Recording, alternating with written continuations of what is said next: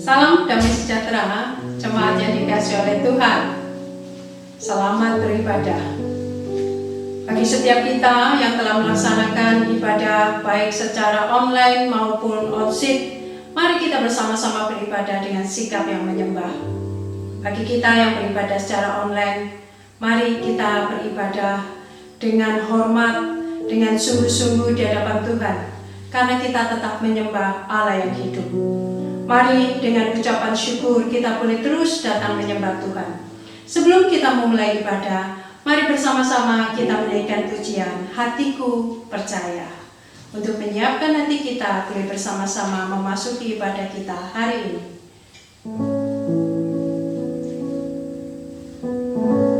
Percayalah akan setiap janji-janji Tuhan. Peganglah itu, sebab langit dan bumi akan berlalu, tetapi firman-Nya, janjinya akan tinggal tetap. Oleh karena itu, mari kita boleh terus memegang janji Tuhan di dalam sepanjang hidup kita.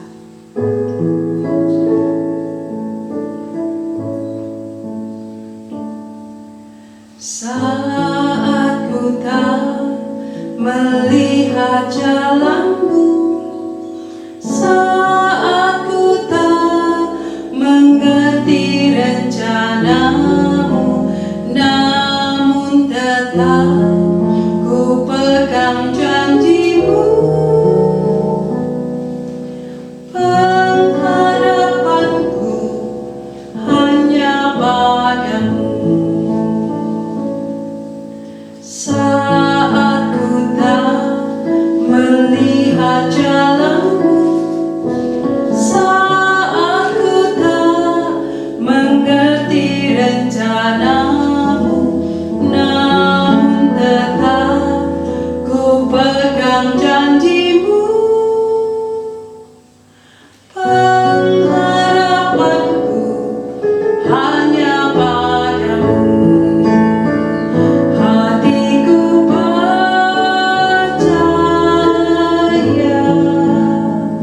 hatiku percaya,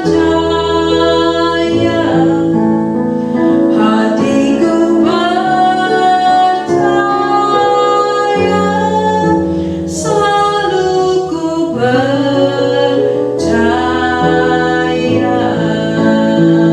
Hatiku percaya,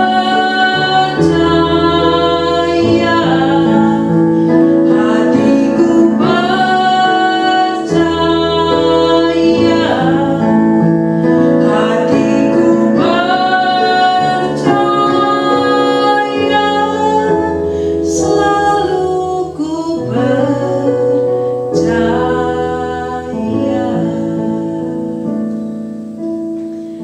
Saya undang jemaat untuk berdiri. Mari bersama-sama kita mengambil saat teduh sebelum kita memulai ibadah kita. Mari bersama kita menundukkan kepala, kita mengambil saat teduh.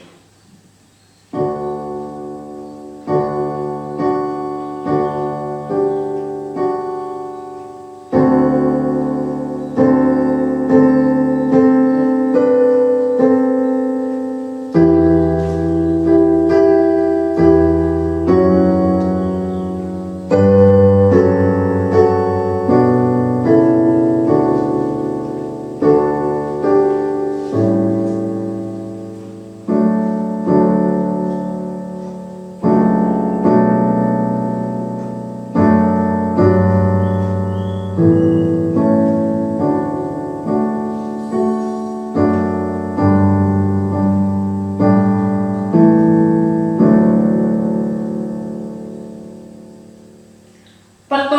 ibadah kita datangnya dari Allah pencipta langit dan bumi.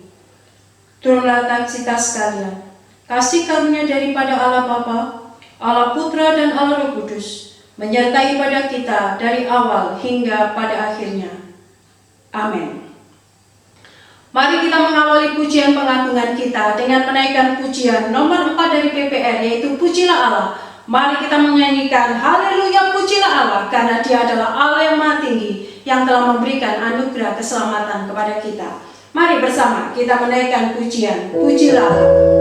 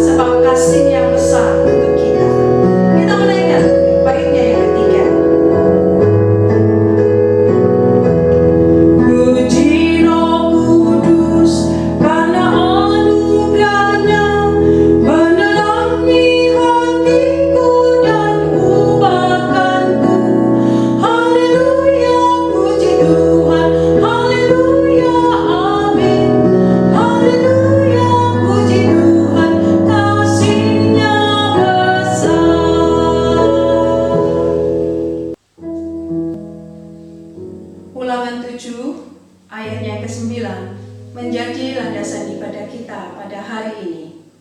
Berbunyi demikian. Sebab itu haruslah kau ketahui bahwa Tuhan Allahmu, Dialah Allah yang setia, yang memegang perjanjian dan kasih setianya terhadap orang yang kasih kepadanya dan berpegang pada perintahnya sampai kepada beribu-ribu keturunan. Jemaat, saya persilakan duduk kembali. Mari bersama-sama di dalam hidup kita terus mempersembahkan diri kita. Hidup kita hanya sementara, dan Tuhan memberikan kesempatan demi kesempatan untuk hidup memuliakan Dia melalui sekolah kita, melalui pekerjaan kita, melalui pekerjaan di rumah, melalui apapun. Semua hidup kita adalah bagi Tuhan, karena terlebih dulu Tuhan memberikan hidup bagi kita. Mari bersama-sama kita menaikkan pujian hidup bagi Tuhan.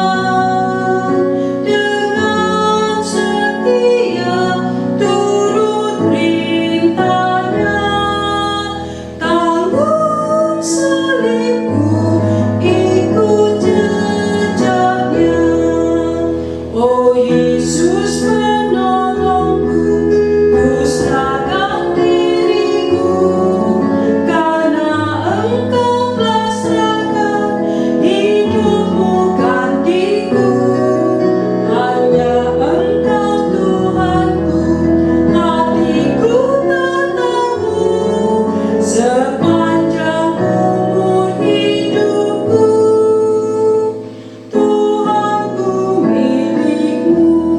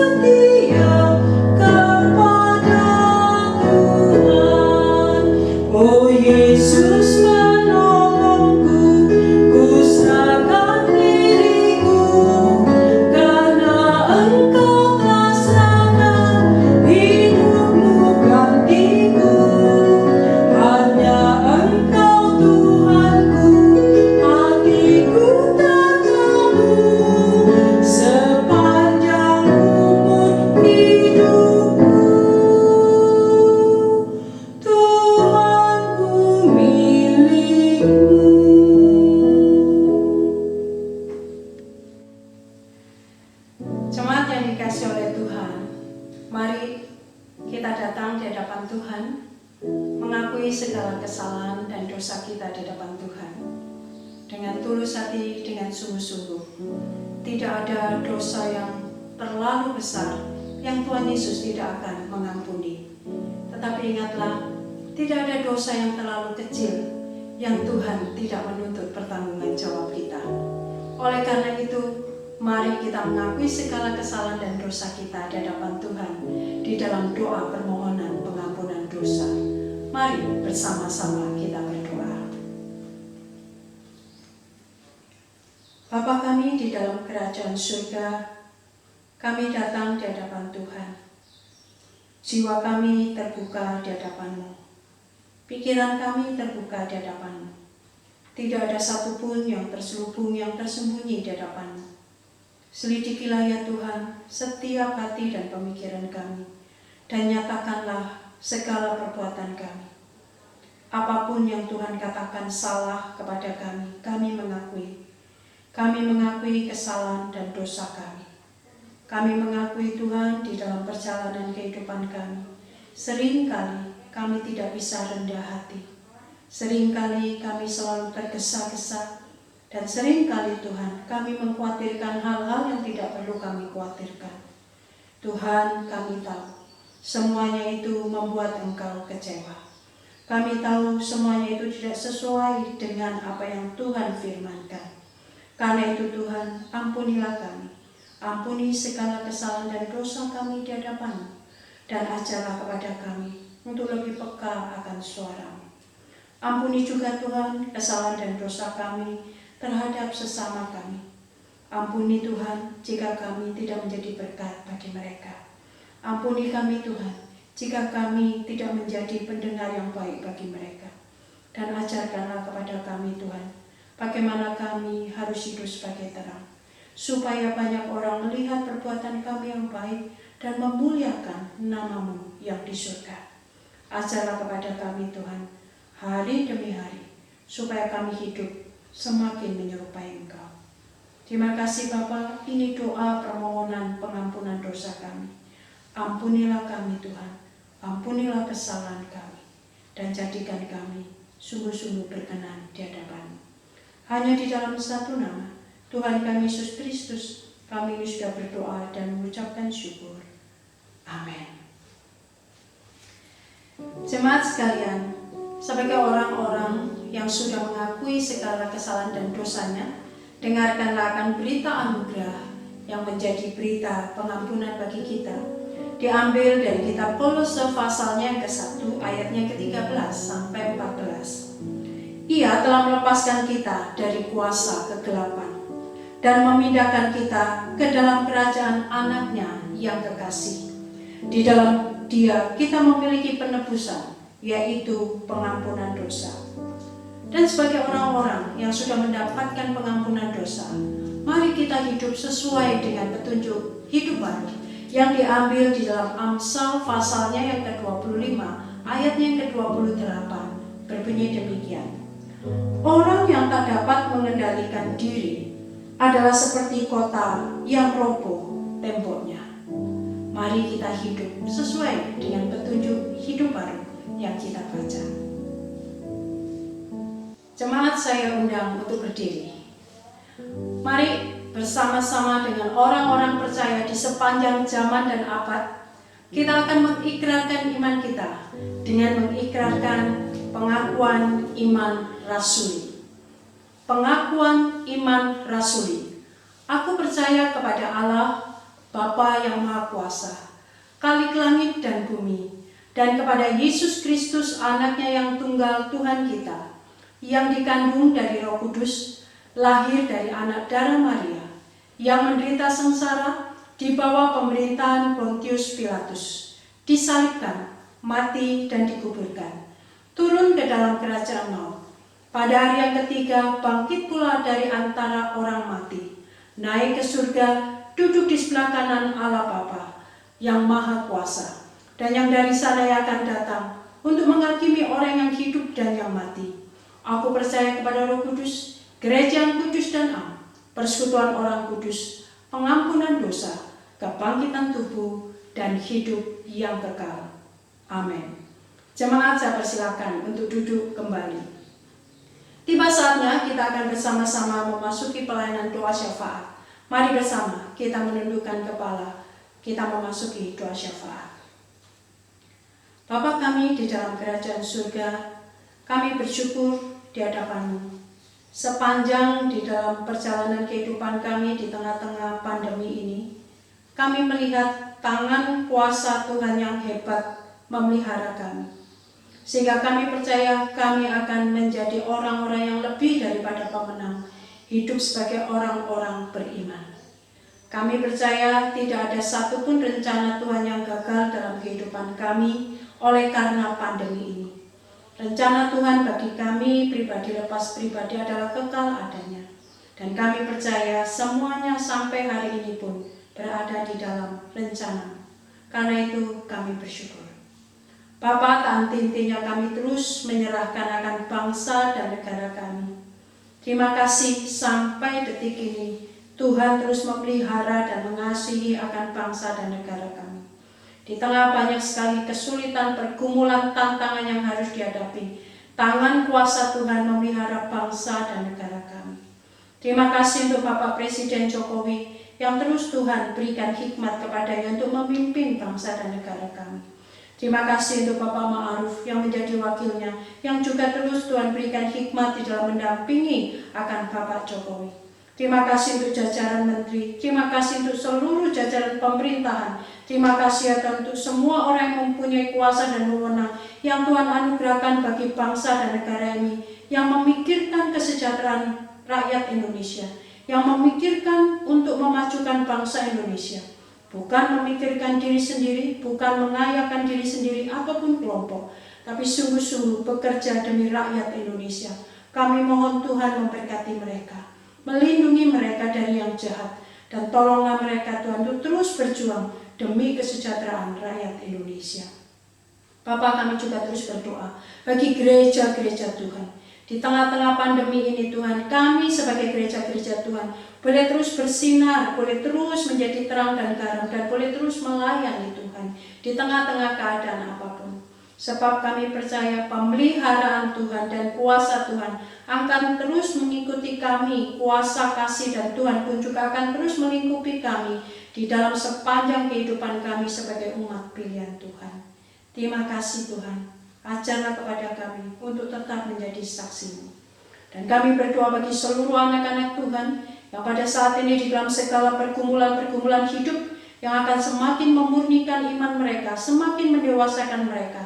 Ajar kepada setiap kami Tuhan, setiap anak-anak-Mu berpegang dan berpengharapan kepada Tuhan, percaya kepada kuasa dan pemeliharaan Tuhan. Semuanya ini adalah untuk kebaikan kami. Karena itu Tuhan, bagi setiap anak-anak-Mu yang berada dalam pergumulan, kesulitan ekonomi, sakit, penyakit keluarga, biarlah mereka memandang hanya kepada Yesus yang telah mengasihi mereka dan akan memimpin seluruh kehidupan mereka. Terima kasih ya Bapa, terima kasih. Ini doa kami yang kami alaskan hanya di dalam satu nama, Tuhan kami Yesus Kristus. Kami ini sudah berdoa dan mengucapkan syukur. Amin. Jemaat sekalian, tiba saatnya kita akan mendengarkan firman Tuhan yang akan disampaikan oleh Bapak Pendeta Eliatman. Kepada Bapak Pendeta Eliatman, kami persilahkan. Bersyukur kepada Tuhan karena hari ini kita kembali bertemu di dalam Palser, penggalian Alkitab sederhana. Dan kita telah tiba kepada kitab 1 Timotius pasalnya yang kelima. Mari kita akan mengawali akan Palser kita, penggalian sederhana, perenungan firman Tuhan pada hari ini dengan berdoa. Bapa di dalam kerajaan surga, kami bersyukur atas berkat-Mu bagi kami, yaitu kesempatan untuk boleh terus membaca, menggali firman Tuhan secara sederhana melalui Palser, melalui penggalian Alkitab sederhana yang rutin kami lakukan. Bapa, kami mohon kiranya melalui perenungan firman Tuhan ini, kami akan semakin bertambah wawasannya, akan terus mengubah hati dan kehidupan kami, sehingga pribadi kami akan semakin serupa dengan Kristus Tuhan. Kami serahkan perenungan ini Bapa dari awal hingga selesai. Di dalam nama Tuhan Yesus, kami telah berdoa. Amin. Jemaat sekalian, tiba saatnya kita akan mendengarkan firman Tuhan yang akan disampaikan oleh Bapak Pendeta Eliatman. Kepada Bapak Pendeta Eliatman, kami persilahkan. Bersyukur kepada Tuhan karena hari ini kita kembali bertemu di dalam Palser, penggalian Alkitab sederhana. Dan kita telah tiba kepada kitab 1 Timotius pasalnya yang kelima. Mari kita akan mengawali akan Palser kita, penggalian sederhana, melalui Palser, melalui penggalian Alkitab sederhana yang rutin kami lakukan. Bapa, kami mohon kiranya melalui perenungan firman Tuhan ini, kami akan semakin bertambah wawasannya, akan terus mengubah hati dan kehidupan kami, sehingga pribadi kami akan semakin serupa dengan Kristus Tuhan. Mari saudara-saudara yang dikasihi oleh Tuhan, kita akan membuka Alkitab kita yang terdapat di dalam kitab 1 Timotius pasal 5 ayat 1 hingga ayat yang ke-16. 1 Timotius pasal 5 ayat 1 hingga ayat yang ke-16 berbunyi demikian. Janganlah engkau keras terhadap orang yang tua, melainkan tegurlah dia sebagai bapa. Tegurlah orang-orang muda sebagai saudaramu, perempuan-perempuan tua sebagai ibu, dan perempuan-perempuan muda sebagai adikmu dengan penuh kemurnian. Hormatilah janda-janda yang benar-benar janda, tetapi jikalau seorang janda mempunyai anak atau cucu, hendaknya mereka itu pertama-tama belajar berbakti kepada kaum keluarganya sendiri dan membalas budi orang tua dan nenek mereka, karena itulah yang berkenan kepada Allah. Sedangkan seorang janda yang benar-benar janda, yang ditinggalkan seorang diri, menaruh harapannya kepada Allah dan bertekun dalam permohonan dan doa siang malam. Tetapi seorang janda yang hidup mewah dan berlebih-lebihan, ia sudah mati selagi hidup. Peringatkanlah hal-hal ini juga kepada janda-janda itu, agar mereka hidup dengan tidak bercela. Tetapi jika ada seorang yang tidak memeliharakan sanak saudaranya, apalagi seisi rumahnya, orang itu murtad dan lebih buruk dari orang yang tidak beriman. Yang didaftarkan sebagai janda hanyalah mereka yang tidak kurang dari 60 tahun, yang hanya satu kali bersuami, dan yang terbukti telah melakukan pekerjaan yang baik, seperti mengasuh anak, memberi tumpangan, membasuh kaki saudara-saudara seiman, menolong orang yang hidup dalam kesesakan. Pendeknya, mereka yang telah menggunakan segala kesempatan untuk berbuat baik.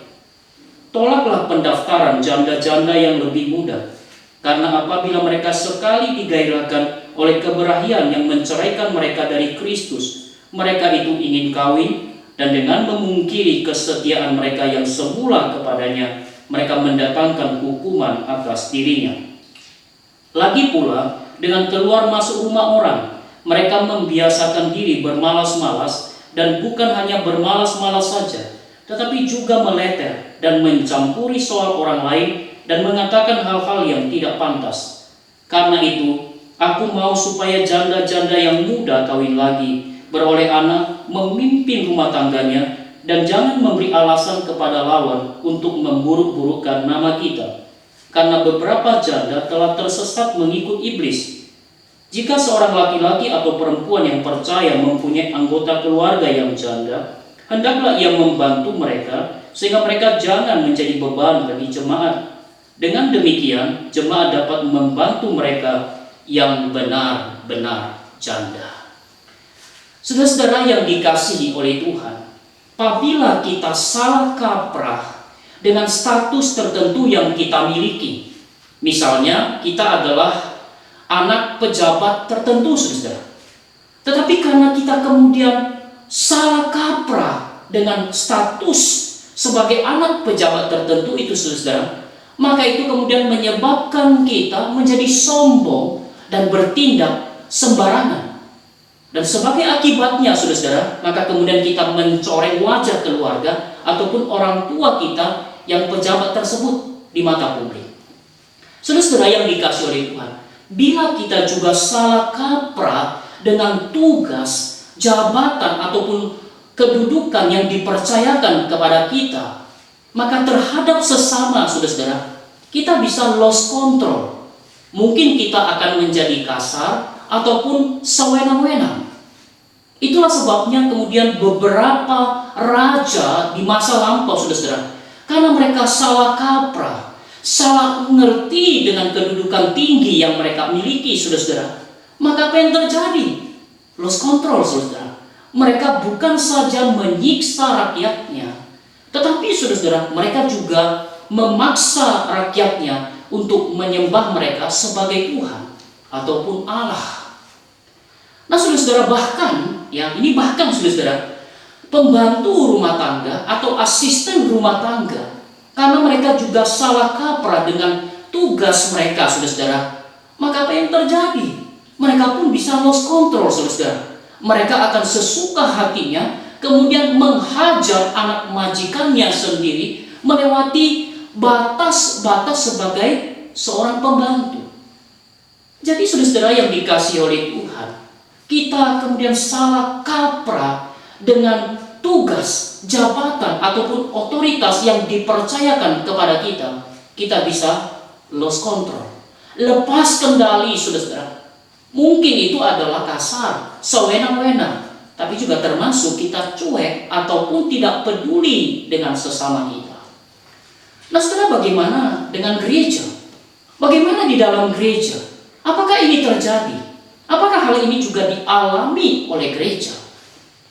Yang saudara, terkadang kita harus akui saudara, kita pun terkadang salah kaprah dengan tugas, dengan jabatan ataupun kesempatan relasi yang ada pada kita di tengah-tengah gereja. Itulah sebabnya saudara, kita bersyukur kalau kemudian ada teks 1 Timotius ini, pasal yang kelima saudara. Karena ini adalah merupakan pembimbingan Tuhan, pembimbingan Paulus kepada Timotius dan juga kepada kita, yaitu bagaimana sebenarnya kita juga menjalankan akan tugas, jabatan kita ataupun kesempatan relasi kita di tengah-tengah gereja ataupun di tengah-tengah komunitas kekristenan. Ya, kita bersyukur saudara atas pembimbingan ini. Nah, yang pertama saudara, Paulus itu membimbing akan Timotius dan setiap orang Kristen, yaitu bagaimana menegur ataupun menasihati orang lain dengan sikap yang arif, yang pas, yang tidak berlebihan, yaitu berkenaan dengan 4 golongan yang disebutkan di sini, yaitu kepada orang yang tua, kepada orang muda, kepada perempuan tua, dan kepada perempuan-perempuan yang muda. Nah, kepada 4 golongan ini bersikap yang arif. Nah, saya mengulangi membaca akan ayat 1 dan ayat yang kedua saudara, dari versi TSI yang berbunyi demikian. Janganlah tegur dengan keras saudara seiman yang lebih tua darimu, tetapi dengan penuh rasa hormat berilah nasihat kepadanya seperti kepada bapakmu sendiri, dan nasihatilah saudara seiman yang lebih muda darimu seperti adikmu sendiri. Demikian juga dengan penuh rasa hormat berilah nasihat kepada saudari seiman yang lebih tua darimu seperti kepada ibumu sendiri. Dan dengan hati yang tulus nasihatilah saudari seiman yang lebih muda darimu seperti menasihati adikmu sendiri. Nah, saudara yang dikasihi oleh Tuhan, apa yang disampaikan oleh Paulus di sini sangatlah gampang dimengerti oleh Timotius dan termasuk kita pada hari ini. Mengapa saudara? Karena ini erat kaitannya dengan alam keluarga ataupun lingkungan keluarga di mana kita dibesarkan. Secara umum saudara, tentu saja kita pernah menyaksikan ataupun mendapati papa dan mama kita membuat kekeliruan, membuat kekhilafan ataupun kesalahan saudara. Termasuk yang punya saudara, kita pernah menyaksikan saudara kita ataupun saudari kita itu membuat kekeliruan. Lalu saudara, apakah karena kita mendapati papa dan mama kita itu membuat kekeliruan, membuat satu kesalahan, maka bolehkah kita saudara-saudara sesuka hati kita menegur mereka dengan cara yang kasar ataupun cara yang tidak sopan? Boleh? Dibenarkan? Saudara, tentu tidak. Anak yang baik, anak yang takut akan Tuhan, saudara-saudara, tentu saja akan berusaha menegur orang tua mereka yang membuat kekeliruan itu, saudara-saudara, dengan mengedepankan akan hormat dan juga sikap yang sopan kepada orang tua mereka. Nah, kira-kira saudara yang dimaksudkan oleh Paulus bahwa di dalam gereja, saudara-saudara, di dalam komunitas kekristenan, yang namanya orang yang tua ataupun yang namanya perempuan yang tua, saudara-saudara, masih ada kemungkinan kita akan menyaksikan ataupun mendapati ketidakdewasaan ataupun kekeliruan mereka. Dan karena itu saudara, kita yang rohani kiranya berusaha menegur mereka dengan cara yang arif, yaitu menegur mereka seperti papa ataupun mama kita. Dan memang saudara, di dalam kenyataannya ada orang-orang tertentu yang merasa dirinya tua ataupun merasa dirinya senior, saudara. Maka ia tidak senang, maka ia kemudian gengsi apabila ditegur. Tetapi saudara, terlepas daripada senang ataupun tidak senang ditegur, kalau cara menegur kita itu sudah wise, sudah bijaksana, sudah benar, saudara, maka kita jangan kecil hati. Jangan sampai muncul guilty feeling ataupun rasa bersalah. Tetapi saudara, marilah kita menyerahkan akan hal itu kepada Tuhan. Biarlah urusan tersebut, saudara, itu menjadi urusan yang bersangkutan dengan Tuhan. Saudara-saudara yang dikasihi oleh Tuhan, marilah kita di dalam prinsip kebenaran firman Tuhan ini, saudara, itu berusaha menegur ataupun menasihati seseorang dengan kearifan. Bisa dikatakan dalam bahasa sederhana, yaitu dengan peka, ya, dengan jeli, tahu kepada siapa kita sedang menegur, ya, dengan siapa kita sedang berhadapan, saudara. Sehingga saudara, dengan teguran ataupun nasihat-nasihat yang kita akan sampaikan, ini akan menjadikan orang-orang kemudian semakin mengasihi Tuhan, semakin lebih dekat kepada Tuhan. Amin.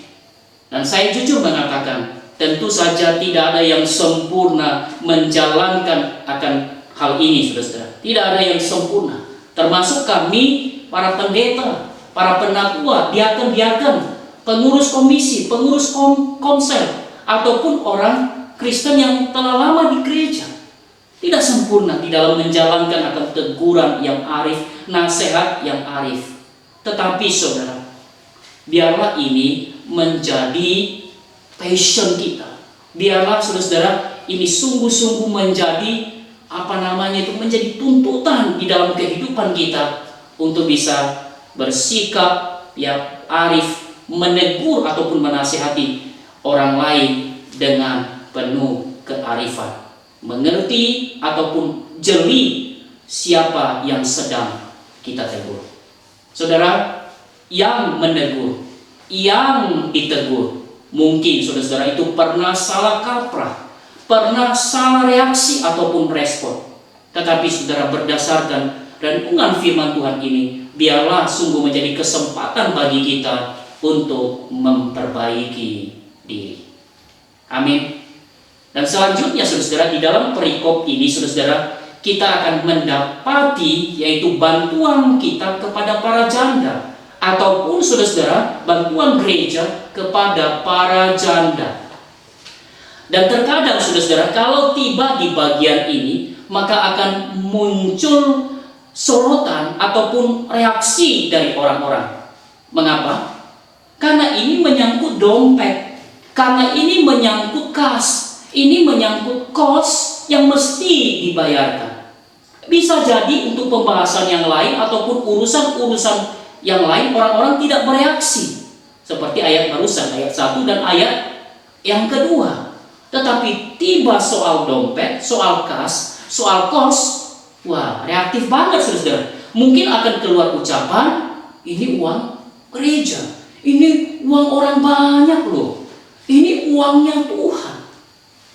Tetapi saudara, apapun itu saudara, mengerti akan firman Tuhan ini, memang ada tanggung jawab gereja terhadap para janda. Ya, dan ingat saudara, segala apa yang menjadi kehendak Tuhan, ya, ingat itu adalah kabar baik, bukan kabar buruk, bukan kabar sial bagi gereja.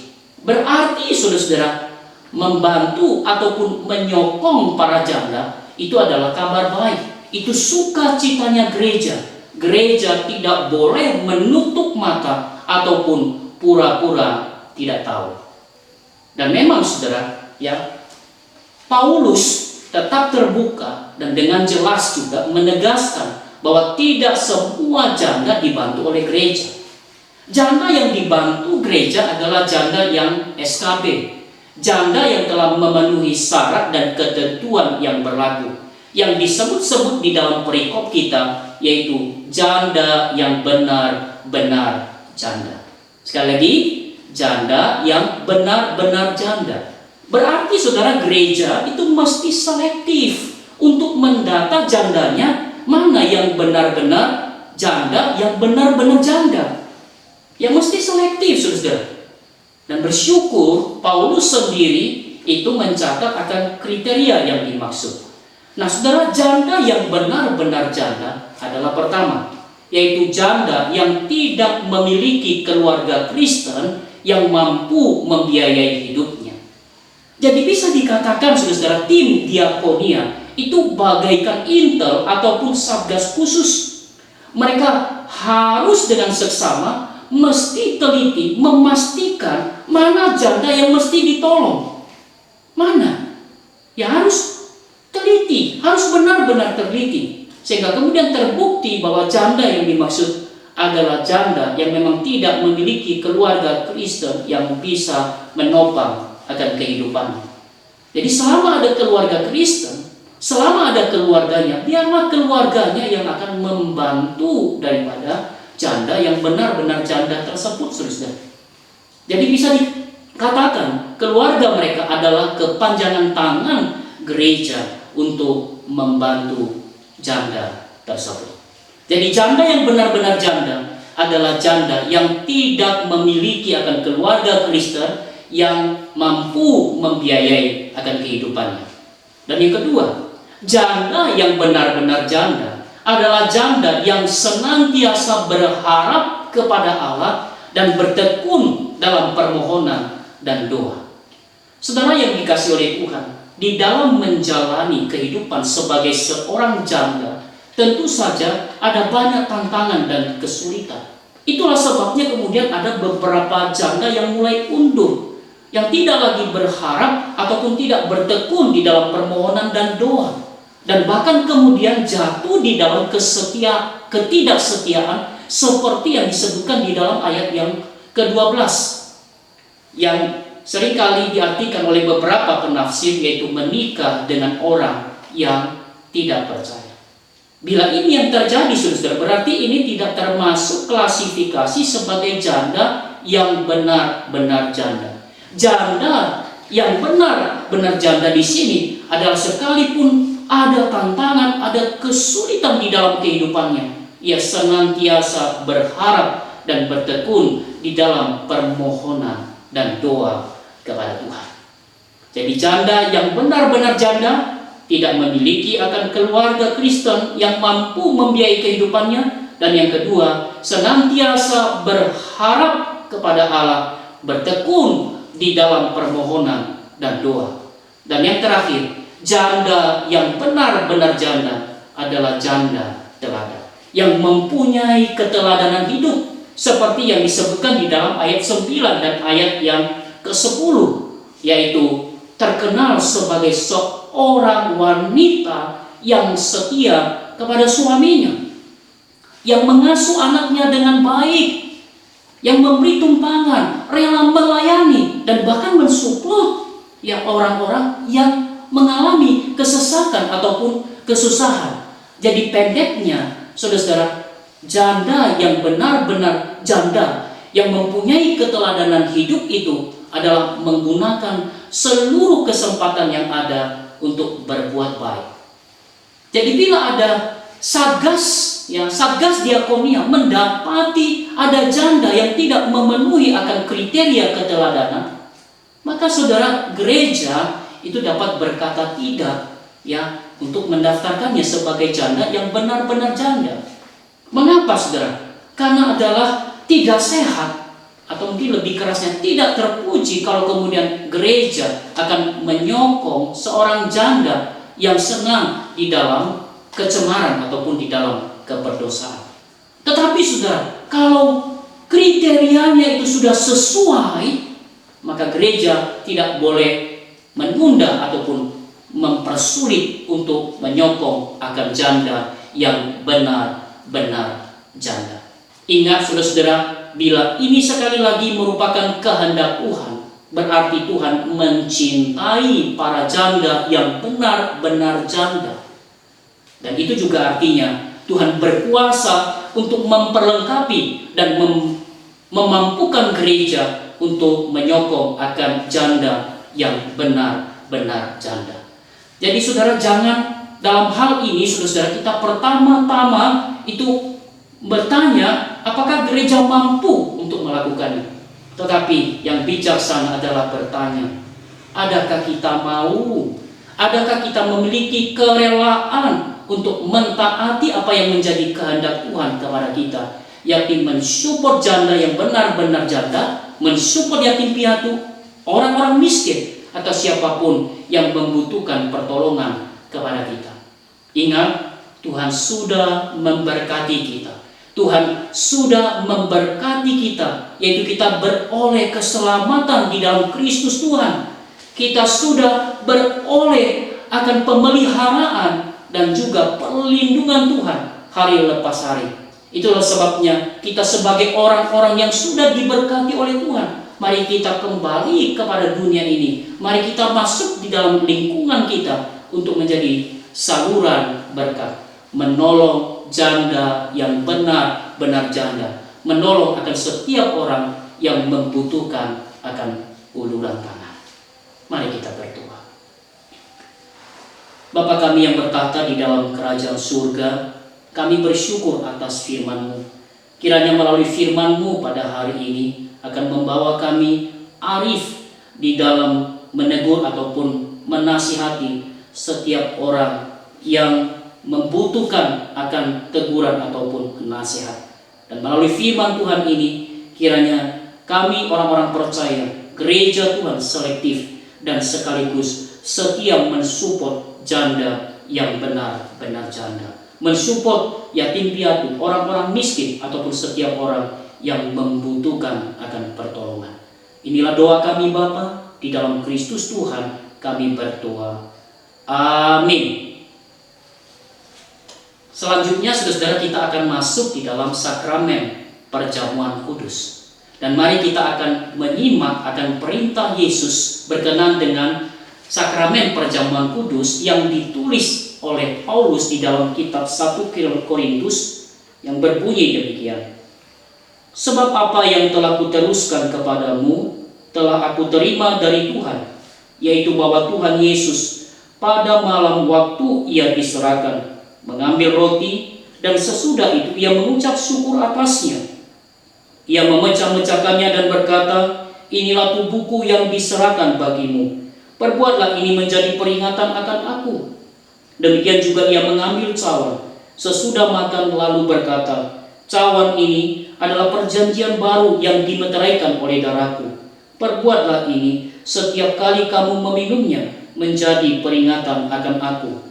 Sebab setiap kali kamu makan roti ini dan minum cawan ini, kamu memberitakan kematian Tuhan sampai ia datang. Dan makna perjamuan kudus saudara yaitu sebagai berikut. Yang pertama, mengingat penderitaan Kristus. Manusia telah jatuh di dalam dosa, dan oleh karena dosa tersebut kita harus dihukum. Tetapi oleh anugerah Kristus kita dilepaskan dari hukuman melalui dirinya sendiri. Ia menggantikan kita memikul hukuman yang seharusnya kita pikul.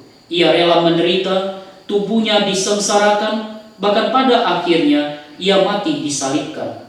Semuanya itu ia buat untuk kita melalui perjamuan kudus ini. Marilah kita renungkan segala pengorbanannya dan mengucap syukur atas kasih-Nya, serta bertekad untuk hidup lebih berkenan kepadanya. Dan makna yang kedua yaitu persekutuan dengan Kristus dan sesama anggota tubuh Kristus. Melalui perjamuan kudus kita dipersekutukan atau dipersatukan dalam penderitaan, kematian dan kebangkitannya. Dengan ini kita mendapat kepastian dalam iman bahwa Ia telah memberikan tubuhnya disengsarakan untuk menyelamatkan kita. Dengan demikian terjalinlah persekutuan antara kita dengan Kristus, dan sesama anggota tubuh Kristus. Melalui perjamuan kudus ini, marilah kita bertekad untuk lebih mengasihi Tuhan dan sesama. Dan makna perjamuan kudus yang terakhir, yaitu pengharapan akan kedatangannya.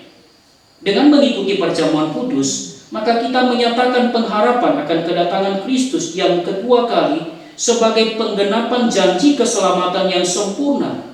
Inilah yang memberi kekuatan dan penghiburan bagi kita dalam menghadapi pencobaan di masa sekarang.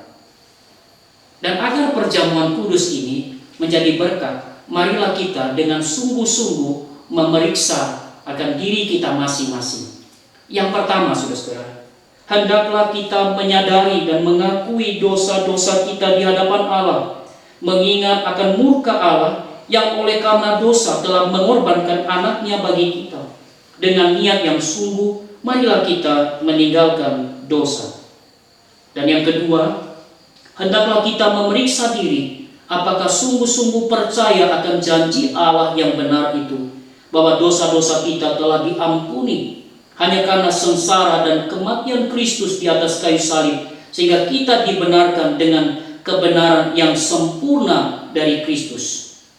Yang ketiga, hendaklah kita menyelidiki hati masing-masing, apakah hati penuh ucapan syukur pada saat mengikuti perjamuan kudus ini, berjanji untuk hidup benar di hadapan Allah. Demikian juga dengan sungguh-sungguh hendak meninggalkan dosa, permusuhan, perselisihan, kebencian, dan segala hal yang tak berkenan kepada Allah, dan hidup dalam persekutuan dengan sesamanya. Mari kita berdoa. Bapa kami yang bertahta di dalam kerajaan surga, inilah kami anak-anak-Mu. Kami akan bersama-sama memasuki sakramen perjamuan kudus, dan kami mohon ampunilah kami atas segala kesalahan kami, baik melalui pikiran kami, penuturan kami, dan segala tindakan kami.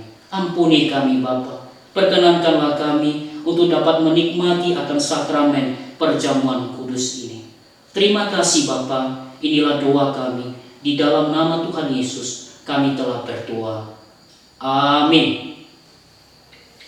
Tuhan Yesus sebelum malam Ia diserahkan, Ia memanggil murid-murid untuk berkumpul, lalu Ia mengambil roti, mengucap syukur atasnya, memecah-mecahkannya dan berkata, inilah tubuhku yang diserahkan bagi kamu, perbuatlah ini menjadi peringatan akan aku. Lalu Yesus mengambil cawan, mengucap syukur atasnya dan berkata, cawan ini adalah perjanjian baru yang dimeteraikan oleh darahku. Perbuatlah ini setiap kali kamu meminumnya menjadi peringatan akan aku. Syarat-syarat yang dapat mengikuti akan sakramen perjamuan kudus adalah mereka yang sudah dibaptis anak lalu kemudian disidi dewasa, dan yang telah mengalami akan baptisan dewasa serta mempersiapkan diri untuk mengikuti akan sakramen perjamuan kudus. Jadi bagi yang belum memenuhi syarat, kiranya ya tidak mengambil ataupun tidak mengikuti akan perjamuan kudus pada hari ini hingga ada kesempatan yang selanjutnya. Mari kita meletakkan akan roti di tangan kanan kita. Yesus berkata, inilah tubuhku yang diserahkan bagi kamu. Perbuatlah ini menjadi peringatan akan aku. Dengan iman dan rasa syukur, makanlah.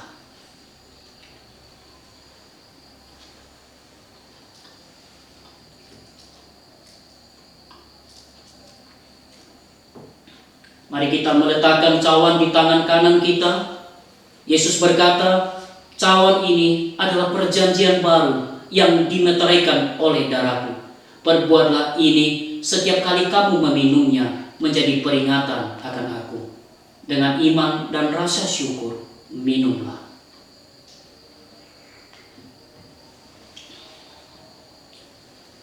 Bapa di dalam surga, kami bersyukur kami mengikuti akan sakramen perjamuan kudus pada hari ini, menikmati akan roti dan anggur. Terima kasih Bapa, kiranya melalui momen perjamuan kudus ini mendorong kami, mengingatkan kami untuk lebih sungguh lagi memuliakan Tuhan, hidup di dalam kebenaran, hidup di dalam kekudusan, dan tidak lupa untuk terus setia mengabarkan akan Injil Tuhan.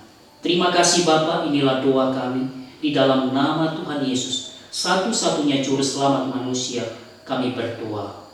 Amin.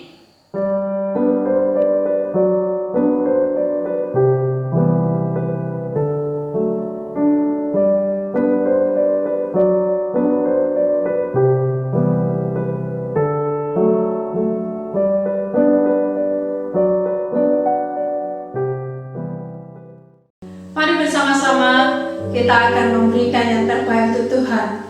Kita akan memberikan persembahan dengan menaikkan pujian hari lepas hari bertambah-tambah indahnya. Kita percaya hanya Yesus yang kita nanti-nantikan. Kedatangan Yesus yang kedua kalinya sungguh kita nanti-nantikan. Mari kita memberikan persembahan dengan menaikkan pujian hari lepas hari.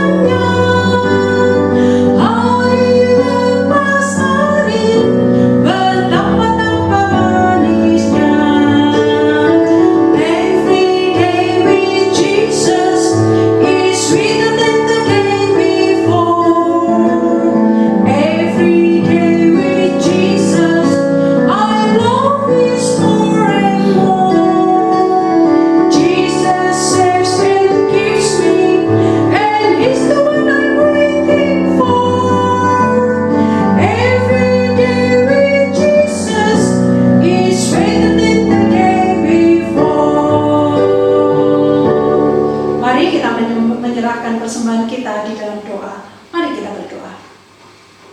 Bapa, terima kasih cinta dan berkat Tuhan tidak pernah lepas dari kehidupan kami. Terima kasih untuk kesehatan, makanan, minuman, pakaian, perlindungan, bahkan lebih banyak lagi anugerah keselamatan yang Tuhan berikan kepada kami. Dan inilah Tuhan persembahan kami.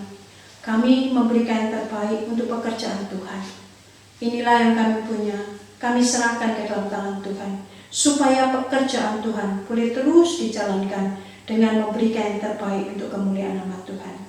Terima kasih Bapak. Ini doa kami yang kami alaskan hanya di dalam satu nama, Tuhan kami Yesus Kristus. Kami ini sudah berdoa dan mengucapkan syukur. Amin. Jemaat saya sudah berdiri. Kita akan mengakhiri ibadah kita. Kita akan menaikkan pujian doksologi dan doa berkat yang akan dipimpin oleh Bapak Pendeta Eliatman. Kepada Bapak Pendeta Eliatman, kami persilahkan.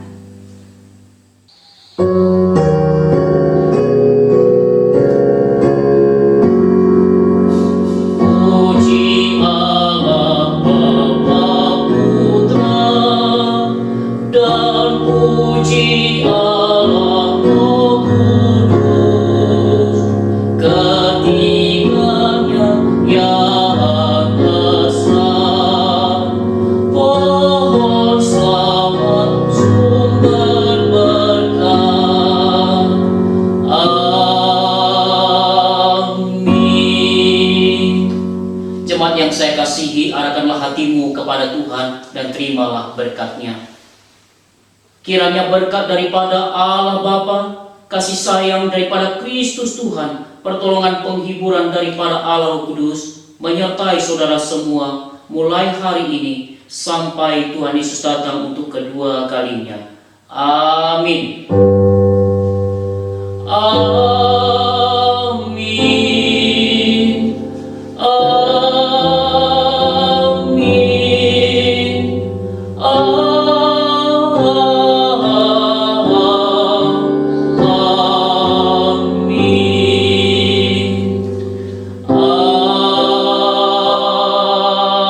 Amin. Selamat hari Minggu bersama Tuhan, kita bisa